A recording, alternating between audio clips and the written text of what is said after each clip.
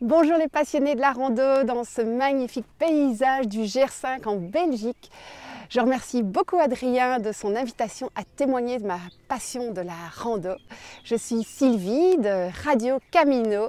Je suis une pèlerine depuis 2008. J'ai décidé de partir à Compostelle et pour me donner du courage, j'ai lancé un petit blog sur l'adresse radiocamino.net où je consignais mes étapes jour après jour. Et voilà que ce blog a bien grandi et il a pour vocation aujourd'hui de vous partager ma passion des chemins de Compostelle et vous inviter à vous mettre en chemin.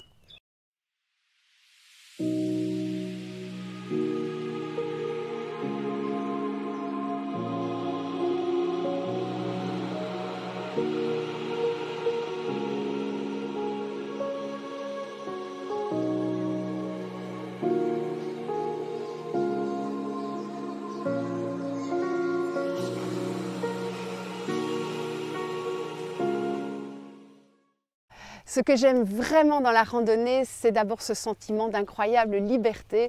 On met son sac sur son dos, on chausse ses sandales et on peut traverser l'Europe entière. C'est juste fantastique et je peux vous dire que le confinement a été spécialement difficile pour moi. Dès que ça a été un petit peu déconfiné, j'étais sur les chemins au premier jour, à la première heure. Alors j'aime aussi beaucoup le silence, la beauté de la nature. Ça m'aide énormément à faire le calme en moi et bien j'en ai besoin souvent dans ma vie qui est assez active. J'ai besoin de cette solitude et aussi de cette lenteur. C'est très important pour moi d'être dans la lenteur, c'est-à-dire d'écouter vraiment mon rythme à moi. Et c'est pas rare que pour faire 20 km, eh bien, je mette 12 heures. Je fais beaucoup d'étapes, je marche pas spécialement lentement, mais je m'arrête très souvent et je me laisse inspirer par des lieux magiques comme celui-ci par exemple, où je vais certainement passer un bon moment à écrire, à méditer, à lire.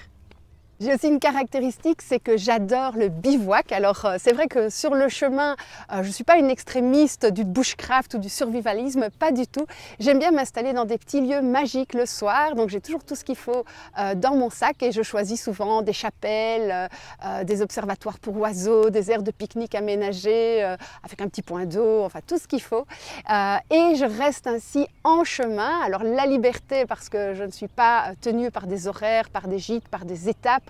Je peux vraiment m'arrêter quand je trouve un lieu qui m'inspire et repartir le matin aussi en toute liberté. C'est juste magique le bivouac et je vous invite à essayer. C'est vraiment quelque chose en plus que la randonnée. Pourquoi je marche? Eh bien, c'est vraiment une démarche, c'est le cas de le dire. Je marche très souvent seule et avec un objectif de transformation intérieure, un objectif qui est très personnel et qui va dépendre de chaque chemin. J'ai marché suite à un deuil, j'ai marché parce que j'avais besoin de pardonner. Aujourd'hui, ben voilà, pour vous faire une confidence, je marche sur les traces de ma petite fille intérieure et je voudrais un petit peu consoler ses blessures en allant sur des lieux qui sont symboliques pour moi par rapport à mon enfance. Vous l'avez compris, le chemin, ça a transformé ma vie, ça m'a fait traverser mes peurs, ça m'a fait évoluer personnellement, spirituellement, intérieurement, ça me ressource à chaque fois que j'en ai besoin. C'est vraiment un moyen incroyable pour se reconnecter à soi et puis pour pouvoir rayonner ça vers les autres. Alors je vous souhaite de bons chemins, mettez-vous en marche dès demain ou dès aujourd'hui et je vous dis à bientôt. Ciao!